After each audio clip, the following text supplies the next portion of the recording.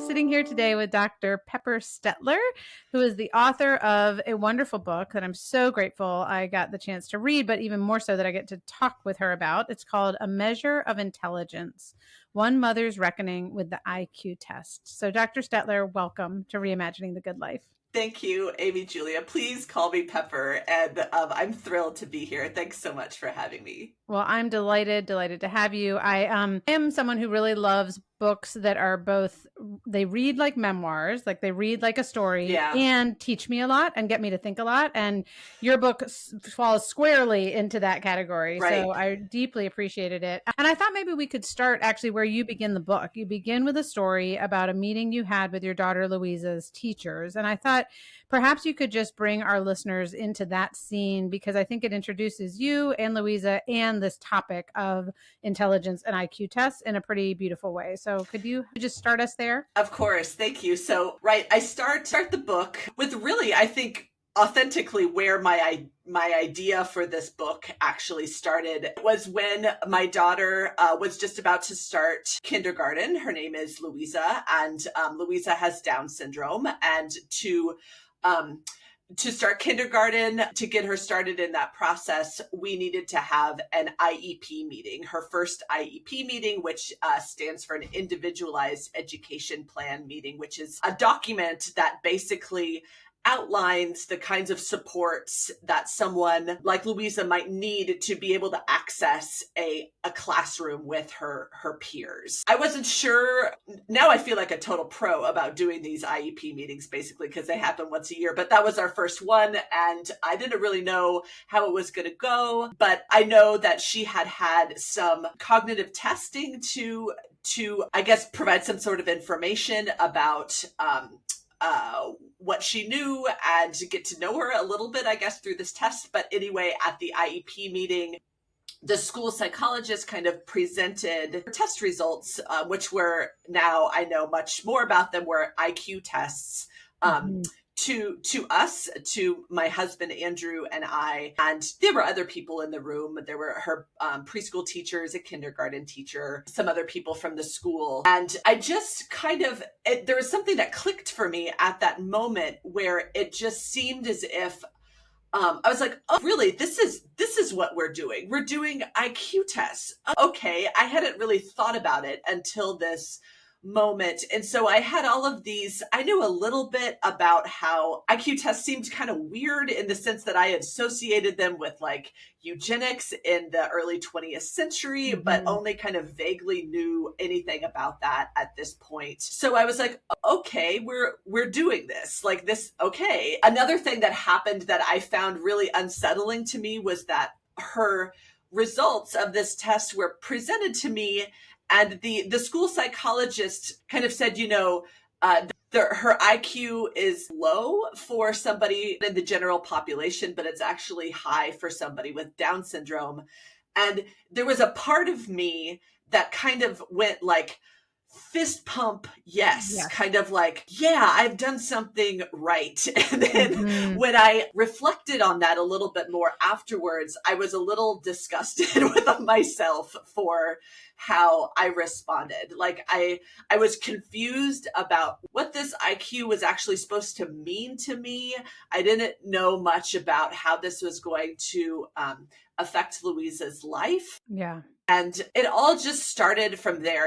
I think I was using writing and researching as a way to kind of figure this out even before I realized I was writing a book. As a professor, like this is the way I kind of figure out the world, is that I turn to sources and try to get some more information about what's going on. And then I just found myself like with a lot of words in a Word doc on my computer, and like I was like, oh, okay, I think I see something here that I might be able to say that's important, that I want to share.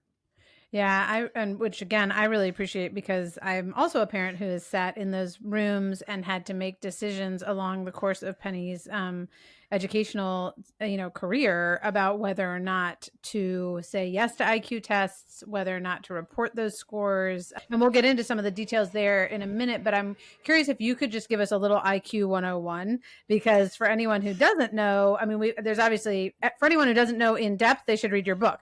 If you can just give us the Yeah. little snapshot of kind of the history and even the history of the idea of intelligence, and that we can Yeah. measure that. There's a lot embedded in just some assumptions we might have around IQ tests and intelligence. Yeah. Okay. I'm going to do my best here. So my book really argues that our modern idea of what intelligence is based in the IQ test. Like there's a way in which the test really sort of shaped how we think what intelligence is, and we think of it as something that can be measured, and it's measured through IQ tests. So Mm-hmm. IQ tests emerged kind of in the late 19th, early 20th century. I would say before you have an IQ test, you have to have a conception of normal, Mm-hmm. and the idea of what is normal, and judging people and evaluating people kind of based on that idea of normality really emerges with statistics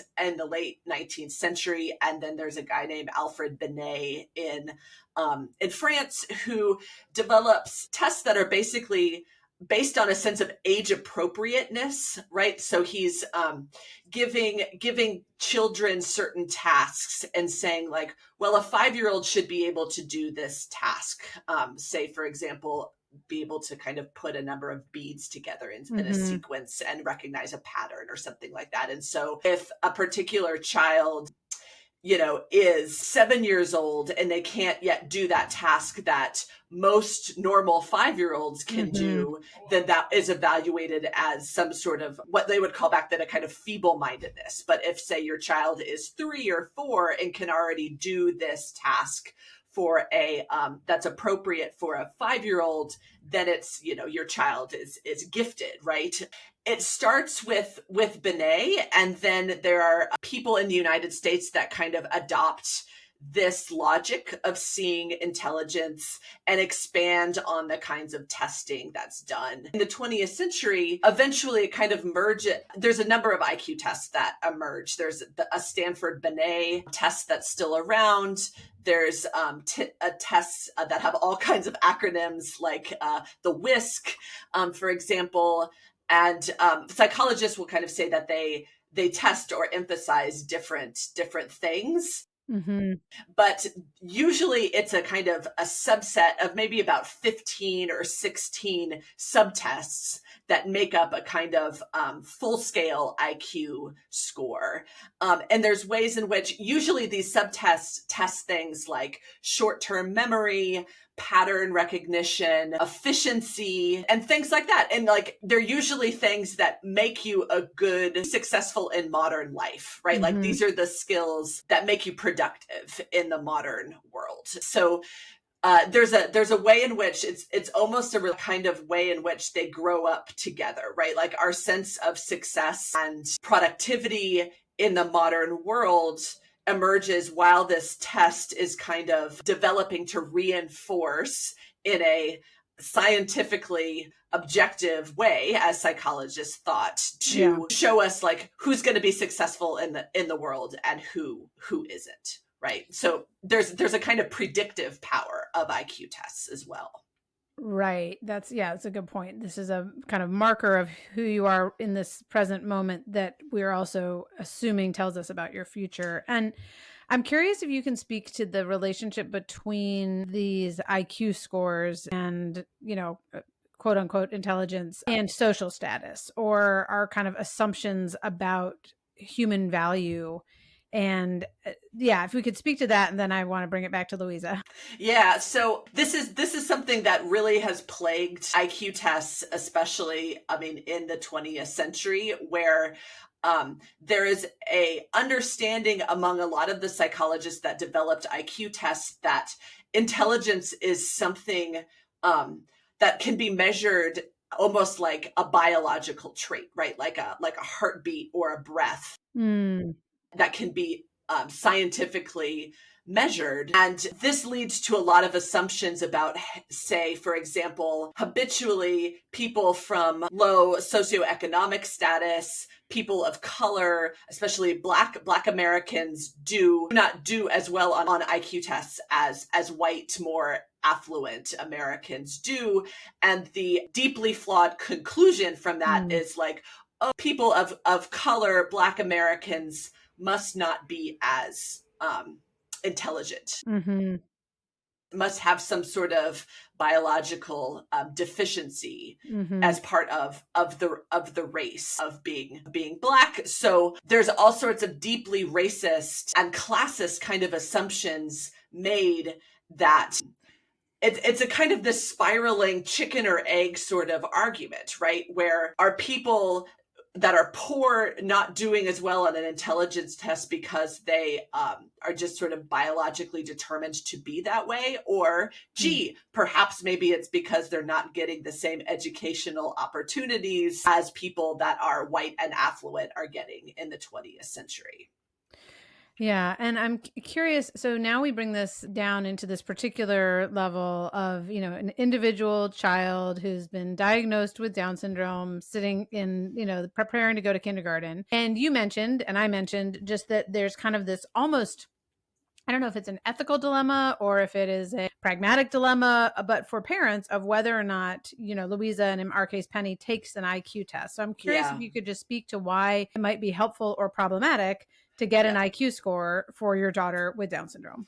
Yeah, so this was the real bind I found myself in, and a kind of, I guess, a sort of narrative thread that I wanted to carry through the book is like whether or not I'm going to continue having Louisa's IQ tested. And it's supposed to happen every 3 years. But like the thing is that, okay, so the IQ test and this IEP that it informs allows her to access a classroom, her peers. It opens a lot of doors to services for her, especially later in life. Say, if she is going to need to be on Medicaid, she's going to need a diagnosis of an intellectual disability. And in order to have that diagnosis, having a cognitive test and an IQ score is kind of part of that diagnosis. So there's a way in which I worry about closing a lot of doors for her later in her life if we don't have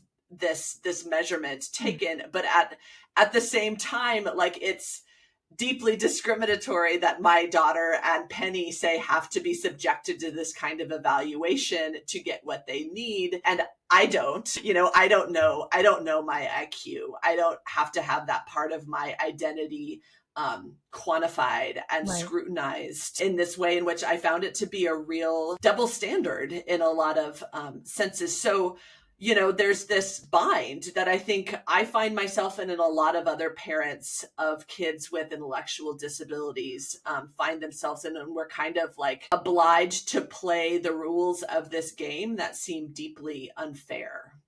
Yeah, and I feel like that's true for the test takers. I mean, the test givers in a lot of cases as well, where and I think you speak to this. I've certainly been in the room with various psychologists who are like, look, I'm not allowed. I know that Penny could answer this question if but I'm not allowed to do that. So it's, yes, this is what the test says, but we know in the classroom that actually these other things are true about her. And thankfully, I've had a team of people in Penny's life throughout her life that really believe in her, believe that she can learn, they're doing the motions for the same reason. She needs a diagnosis or a whatever designation of intellectually disabled in order to access services. And it's true. There are ways in which she is intellectually disabled. That's not a bad thing to acknowledge.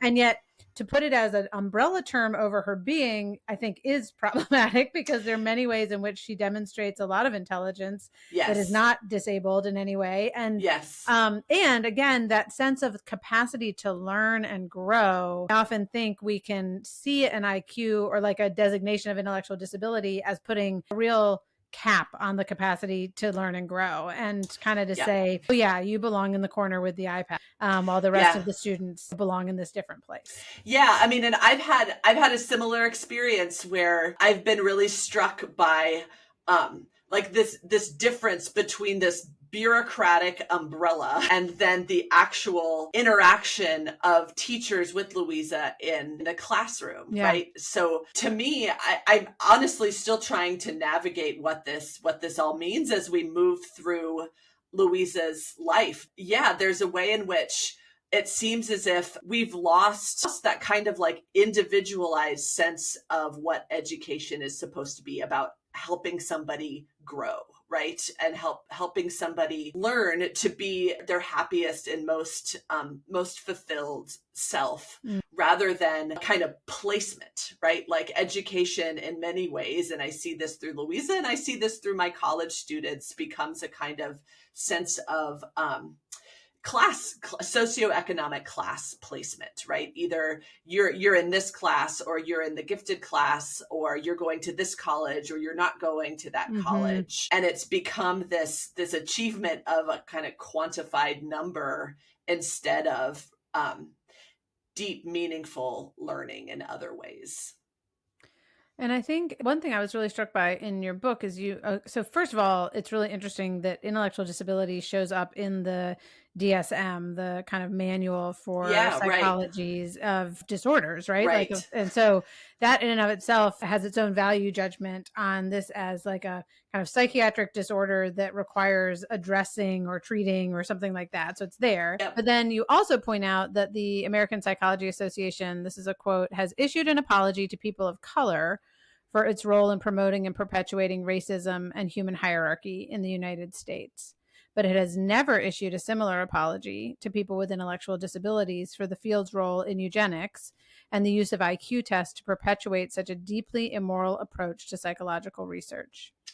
Right. I wanted to ask you just to comment on why association may not have ever issued that apology, why intellectual disability shows up in the DSM in the first place. Yeah, just, you could unpack that a little bit for us. Yeah, sure. I mean, I would like to have a psychologist answer that question, obviously. Disciplines have histories, right? I am trained as an art historian, and art history has a history of, say, stealing things from other cultures and bringing them back in some pretty immoral ways. And psychology, even though it thinks of itself as a science or a social science, also has a history. And I think I would like psychologists to read my book and be compelled to reckon with that history a bit more. I think perhaps because it sees itself as a social science, it gets away with not thinking about its history much. At least as much as I would like it to do. A reason why I think intellectual disability is in the DSM is just because of history, right? We're on the 5th version of the DSM now. It was first issued, this diagnostic and statistical manual was first issued in the 50s. And you look back at that first DSM and you see all sorts of judgments and classifications and language that is completely inappropriate to us today. Right. And I think to me now, I don't see similarity between an intellectual disability and say being a psychopath, for example. Maybe a psychologist would see it differently, but there's just a way in which there used to be a more kind of large and general sense of not normal, right? Like that the DSM just classified everything that was not normal. Yeah. And didn't have much of a sense of nuance of like, okay, so what is having an intellectual disability really a psychopathology? Right. Do we really think about it that way? I mean, and there's other complicated things here that I've thought about, in the sense that like Down syndrome is something that is fairly easy to diagnose these days, right? Like you get a karyotype and you have three strands of the 21st chromosome. But other things that might be part of having an intellectual disability are not. Right. Autism, for example, there's no kind of objective proof, I guess, of having it. And so I think psychologists turn to things like the DSM to try to find a kind of standardized sense of diagnosis for Mm-hmm. things. But nonetheless, it still seems strange to me, and certainly informed by history, that things like the intellectual disability is part of the DSM today. Yeah, I agree. And I was actually surprised to even know that, like, because one of the things I've found in having a child with Down syndrome, both in the kind of physical realm and the psychological realm, is that it's so interesting because it is more likely that Penny would have any number of both psychological and physical maladies, right? Like Yep. more likely to get childhood leukemia or Mm-hmm. celiac disease. In her case, she actually did get scoliosis. But it was also one of those things where I'm like, okay, so 3% of girls with Down syndrome get scoliosis. 1% of girls in the general population get scoliosis. Like, this is not only true of kids with Down syndrome. It just Yeah. happens to be slightly more likely. And the same is true perhaps with some, whether it's, and well, I don't know the overlap. Well, I know there is like a higher rate of autism for kids with Down syndrome than the general Mm-hmm. population. It's still the majority of kids with Down syndrome do not have autism. Like, and Right. so it seems to me that sense of there's going to be an overlap perhaps between intellectual disability and some other things you might find in the DSM, as opposed to intellectual disability in and of itself belongs in this, set of disorders, which I think is what they're kind of looking for, aspects of the human psyche that potentially could be addressed and should be addressed, I guess. Right. Right. I mean, and I'm not a psychologist, Yeah. and the book, I'm not trying to kind of feign an expertise in psychology in the book, but from what I've understood, it seems like and diagnosis especially seems like a pretty slippery Right. realm, right? Like, you have to diagnose and understand someone through behavior in a lot of cases, Yeah. and behavior is such a subjective thing, like not only from the person that's doing the behaving, but from the perception of that behavior Yeah. by other people. I talk in the book about my just being kind of confounded by evaluations and the surveys I'm supposed to fill out about Louisa's behavior as part of her cognitive assessments, right? Yeah. Like, all of these questions about, like, does she do this on a scale of 0 to 5? How many times does she do it? And it's just, not only is it exhausting, I resent having to look at my daughter's behavior in such a diagnostic way Yeah. and see everything that she does as potentially pathological, potentially that there's something wrong. Whereas if Yeah. she didn't have Down syndrome and she did some of this stuff, like, rarely cleans up her toys, for example, like, this would not be seen as a problem. Right. Right. But because she has Down syndrome, like, is this a problem of behavior, right? Mhm. And Or like somehow a marker of intelligence, like that yeah, somehow she doesn't know that she is expected to. And I'm thinking about some of the children in my house who do not have Down syndrome and whether or not they have exactly. teenagers clean up their toys. Yeah. Yeah, exactly. And it just seems to me that our perspective here is really overdetermined by an idea of normal, right? Yeah. Like, Right. people who are considered normal get away with a lot of stuff that people who are not considered normal get judged and diagnosed and often even punished for. And I do think, yeah, you're also just speaking to a mindset that we have around disability or anything that varies from what we consider the norm. And instead of having kind of a posture of curiosity and assumption of humanity, possibility, giftedness, as well as challenge, all of Right. those things, instead it's kind of this like, oh, you're in or you're out that can Yeah. come up in that. And I'm curious, I wanted to shift a little bit because I thought you did such a great job of writing both as a mom and as a researcher, as someone who's investigating. And there was this one experience, and this kind of goes back to that initial story you told, but you're talking about a testing experience where Louisa was not keeping up with her peers. And you wrote this: how can I hate these tests and want her to do better on them at the same time. Yeah. And I have totally been there. So Yeah. I just want to like, say thank you for putting that into words. But I do feel like a lot of parenting is like a big exercise in comparison. Oh I my don't want to God. compare my kid to other kids, but I do. And so I just wanted to ask you to speak both to the culture of comparison, but also this sense of like, I don't even believe in these tests and I want her to get a gold star.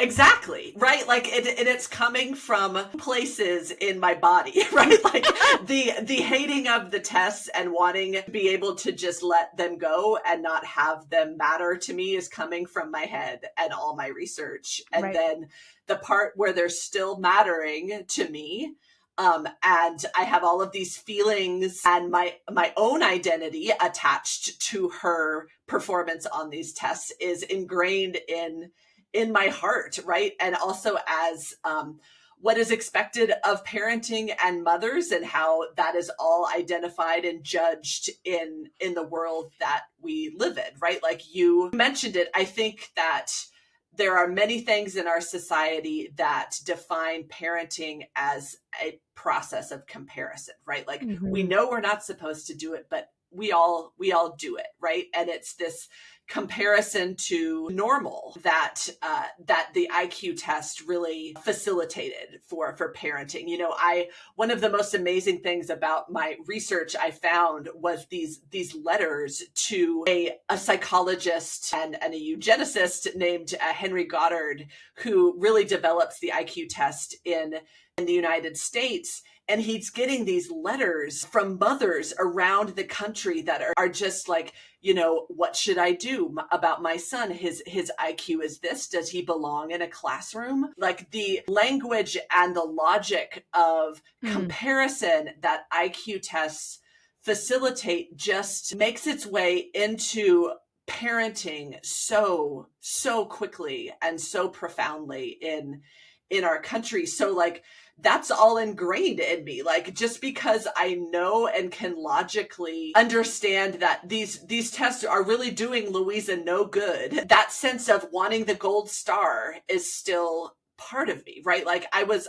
also raised to want the gold star, right? Like I was really good at school and I wanted to be good at school as part of my identity. And that carries over to what I think my kid should be as well, in ways that are not fair to my daughter, Louisa. Well, and it's complex because what you're making me think about is a couple of things. Like one, I suspect that you, in a very beautiful way, would give Louisa a gold star because of who she is. Like, and all the things you know about her particularity as just a lovely, kind, generous human being. Yeah. And so there's some part of you that just wants the stupid test to reflect who she is in that way, right? Yes, and what she's contributing to her classroom. Right. Like I don't want this to count her out, and I know she shouldn't be, and so maybe this test can affirm that, right? So there's that. Then there's the part you just talked about in terms of like there is a hierarchy of value that we do to each other as humans, and I'd like her to be at the top. And there's this part of me that feels pretty icky about that, and yet I'm also kind of acknowledging it. Yeah.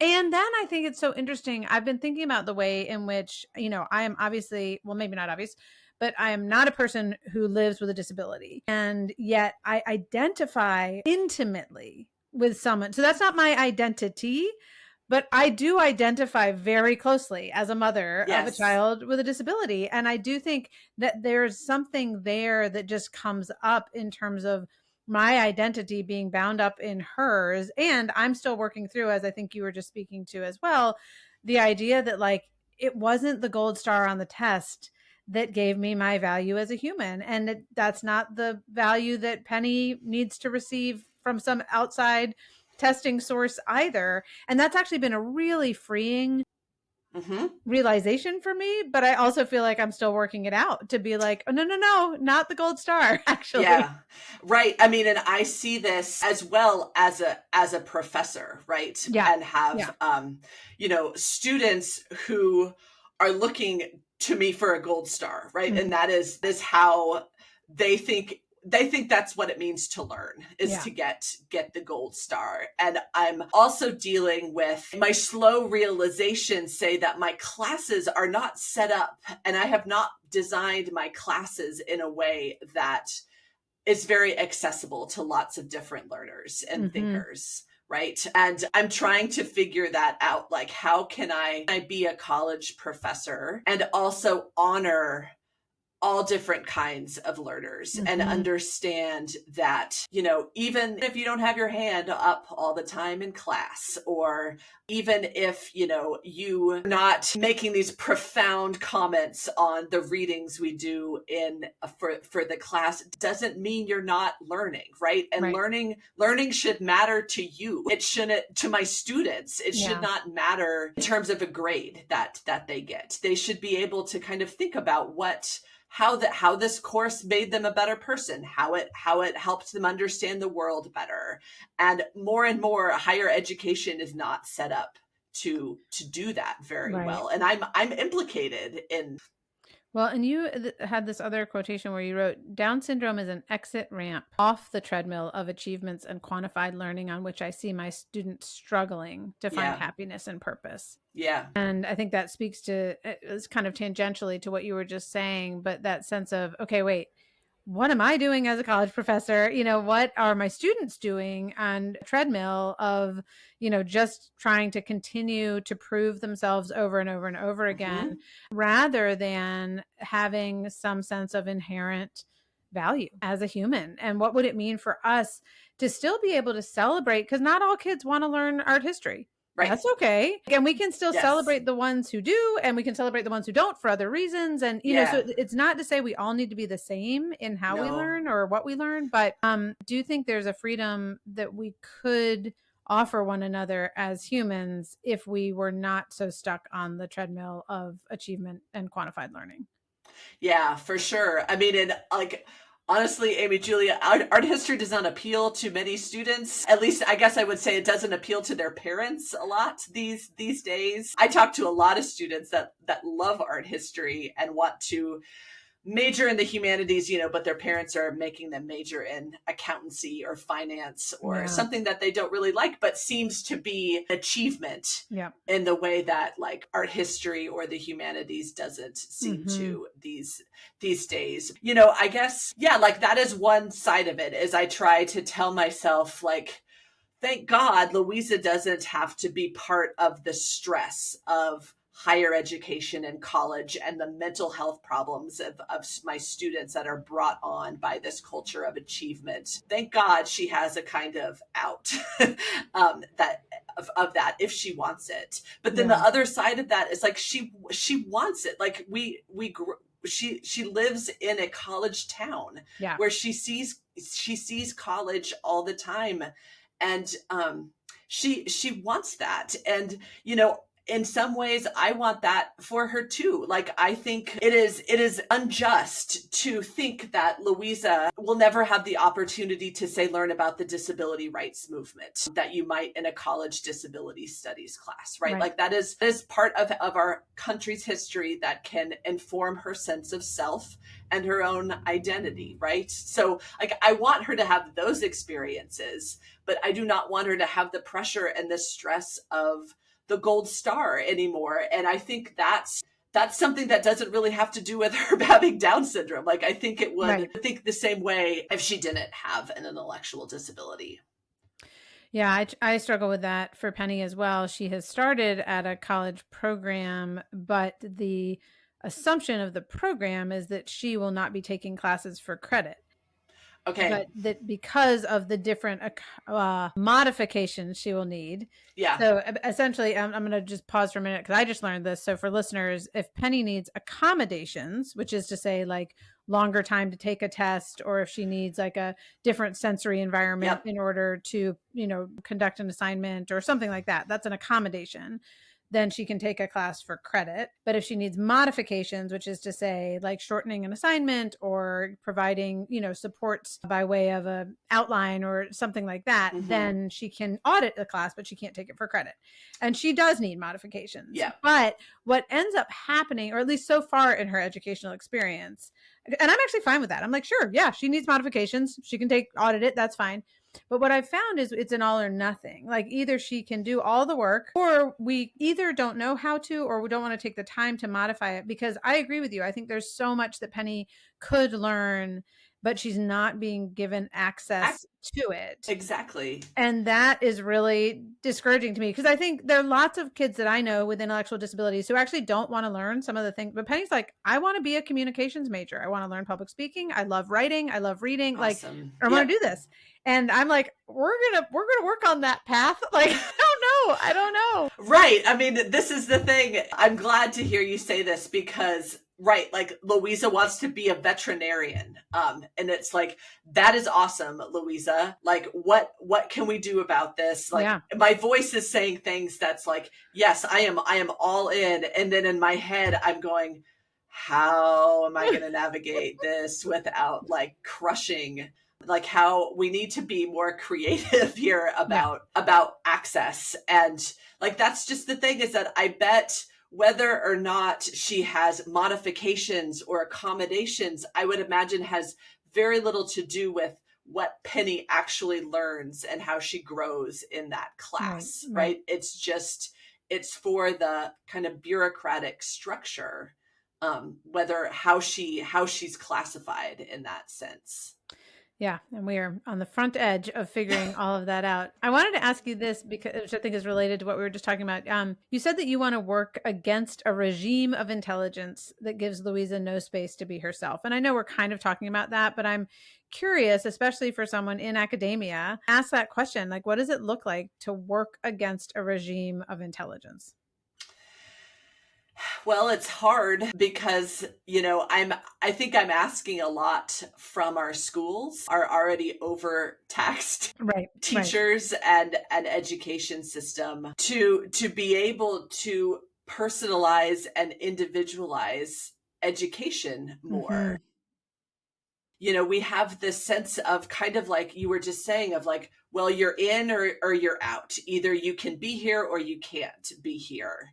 And I think we have to be able to work in the gray area a little bit more of what inclusion looks like. For example, inclusion in a classroom doesn't have to look like, your kid is sitting in a classroom 100% of the day and has no aid or supports at all, right? Like, inclusion can look like lots of different things, but it also, I think what is making it so hard to change this regime of intelligence into something more personalized is basically who has the power, right? And who has the power are the normal people, right? Like, they don't see it and don't really have to bother with seeing systems from different perspectives, right? Because the system is serving them quite well. And I think that's one of the things I wanted to do with this book, is not just speak to and give voice to ideas that are familiar to parents of people with intellectual disabilities, but try to see how the way that we think about intelligence affects everybody, right? Like, my students in college are not, as far as I know, for the most part, intellectually disabled. However, they're still often quite miserable because of the system of intelligence that we have, right? So it's a way in which we're all shaped by it, and we need to kind of work to a kind of system of intelligence that's much more individualized. And I am not like saying that it's an easy thing to do, but it involves a certain kind of shift in logic of understanding the world that I would like to see happen, and nonetheless want to argue for. Well, and I wonder, so I've been thinking, ever since we had an experience, we've gone to this camp the past 4 years, and it was only literally this past summer that I noticed what it meant for it to be a space that had universal design. So I noticed for the first time that I was like, oh, wait, there are no front entryways that involve stairs or lifts. Like, every single front doorway, any building on this property involves a flat entry. Amazing. Maybe it's a ramp, but you don't even notice that it's a ramp. Like, it's not a kind of like, goes zigzag 17 times, or there's a curving ramp down to the back of the building, etc. And it just gave me these eyes to be like, okay, so I, as the person I don't need to think about rolling into a space ever. Yeah. And yet I don't notice that I can just walk in, or I can walk Right. upstairs, I can walk into a door. But if I'm in a wheelchair, this is like, oh my gosh, I can get in every door and no one has Right. to, I just Yep. go in. And I just have been that experience and my own ignorance of it, even though I've been there for 4 years and it's a camp for families affected by disability. So it's kind of amazing how long it took me to see this. Anyway, I just was thinking about that with education because, on the one hand, sure, the people who are in wheelchairs at that camp still need some individual support. It's not Yep. as though there is, just because the doorways are flat, they have no experience of being in a wheelchair Yeah. camp. But it's really different, right? And I just wonder about that if we had more of a sense of like universal design for education, and there were still particular ways that we could offer the support for the needs of these learners, Of and course. honestly, for the needs of the learners. I mean, again, at camp, maybe there's somebody who wants to go rock climbing, and a person in a wheelchair is like, yeah, not for me. And Uh-huh. that's fine. We're both Right. welcome into the building, right? Yeah. And so we can have the kid who's like, oh my gosh, I like, computer science and nuclear physics are all I want to do. And it's like, yeah, Penny has no interest in that. And that is not discriminatory that No. you want to go take a class Yep. on that, Right. So I just do wonder whether there's a sense of like universal design for education that would actually not need quite so much of that, like these problem kids who need individualized. Yeah, exactly. I was thinking one thing I think about universal design and that philosophy is that it deprioritizes to some degree our obsession with independence, right? As like being able to do things by yourself is the gold standard of being an adult, right? Yeah, That is what being an adult is being independent. And like, maybe we don't think about it that way. Maybe we prioritize community and collaboration and helping one another and respecting everybody's needs, rather than pushing for independence as the goal of life, basically. Yeah, I have taken recently to saying, when people ask me if Penny will live independently, saying I never want her to live independently. I have never lived independently. This is not my goal. Okay, It's I'm not my gonna goal take for that. myself, and it's not my goal for my kid. That said, do I think she can live outside of the home with her parents? I do, because I think she will be able to develop interdependent relationships with other Yes, people. right. And so just trying, even in my own language and my own mindset, to like pull back from that sense of like, we're just going for independence. Right. But like, gosh, there's just a constant, I find, especially in schools and like writing IEP goals, like a constant push to like, this is the point, right? To make Louisa as independent as possible. Right. And like, maybe that shouldn't be the goal. Right. Well, I have one final question for you, although I could talk to you for hours. But Me as too. my final question, I wanted to just ask you, in whatever way you want to take this, to reflect a little bit on how your experience of raising Louisa, but also of studying this topic, has reshaped your understanding of the world. How has it helped you to reimagine, the good life, your life, life in general? Yeah, I mean, it's profoundly different now. I don't know if I can say it's because of writing the book more than just having Louisa in my life. Yeah. But, I used to be a high achiever, right? And somebody who really valued that about myself. And I don't value that as much anymore, or at least I think of it as a quality that maybe is on the same playing field with other qualities, right? And everybody is bringing something to the table in life, and everybody's perspective and identity needs to be valued. I will honestly say that in lots of ways, to some degree, it's kind of isolating, the new perspective that I have. I kind of have to listen to the comments of other parents sometimes and bite my lip about like the sort of ableism and the assumptions of the people that are listening to them talk. But I guess I would say like I never thought a young child could teach me so much. I mean, Louisa's my own kid, and I never thought that something would change my life as profoundly as being her mother. Well, I can say amen to that. And Amen. thank you. Thank you so much for just sharing so much of your hard-earned wisdom and insight, not just into Louisa and IQ tests, but into who we are. Thank you. Thank you. I'm very happy to be here. Thank you.